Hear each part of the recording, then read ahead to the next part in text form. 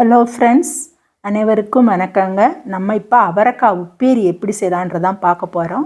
First அவரைக்காயை நல்லா எடுத்து நாரெல்லாம் எடுத்து க்ளீன் பண்ணி வச்சுக்கிறணும். அதை பொடி பொடியாக கட் பண்ணி அதை வச்சுக்கிறணும். வச்சுட்டு அடுத்து பாருங்கள், நம்ம அதுக்கு தேவையான தேங்காய், வெங்காயம், சீரகம், கருவேப்பிலை இதையும் அளவாக எடுத்து வச்சுக்கிறணும்.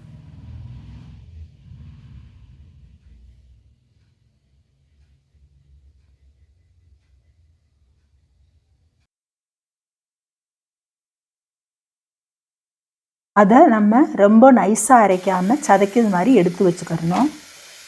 அடுத்து நம்ம ஒரு சின்ன குக்கர் எடுத்துகிட்டு அவரைக்காய் பொடியாக நறுக்குனதையும் போட்டுட்டு அதுக்கு அளவாக கொஞ்சம் உப்பு சேர்த்து கொஞ்சம் அதுக்கு மசால் பொடி நம்ம போடுறோம்.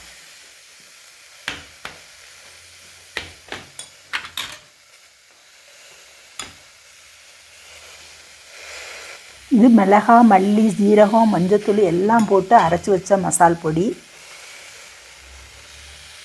கொஞ்சம் அரை கிளாஸ் தண்ணி ஊற்றுறோம்.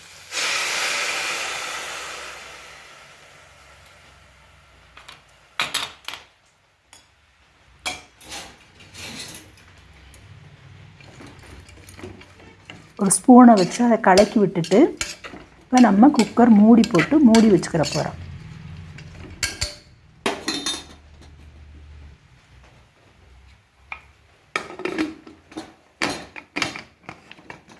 கேஸ் வந்ததுக்கப்புறம் வெயிட் போட்டுட்டு ஒரு விசில் வந்தோடனே நம்ம எடுத்து வச்சுக்கிற போகிறோம்.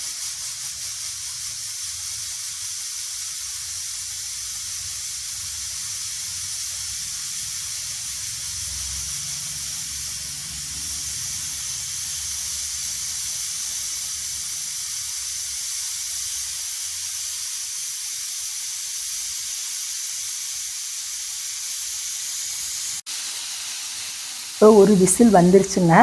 அந்த உடனே நம்ம மாற்றி வச்சுட்டு ஒரு 2 நிமிஷம் கழிச்சுட்டு ஒரு ஸ்பூனை வச்சு நம்ம மெதுவாக எடுத்து விட்டுறணும்.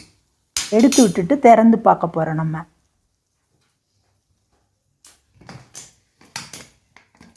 பாருங்கள், நல்ல க்ரீன் மாறாமல் நல்லா இருக்கும். இதை திருப்பி நம்ம மூடக்கூடாது, அப்படியே வச்சிடணும்.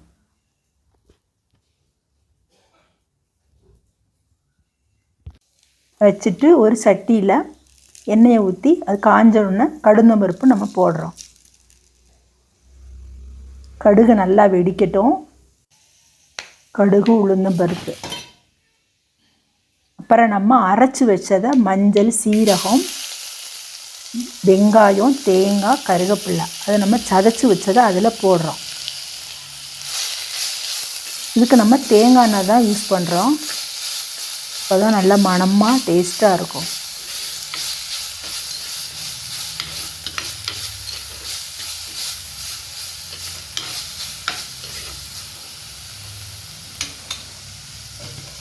அப்புறம் வேக வச்சதை நம்ம அதில் போடுறோம். தண்ணி சும்மா கொஞ்சம் தான் இருக்கும், சீக்கிரம் அப்படியே சுண்டிடும். அப்படியே நம்ம பெரட்டிட்டு ஒரு 5 நிமிஷத்தில் இது செஞ்சிடலாம்.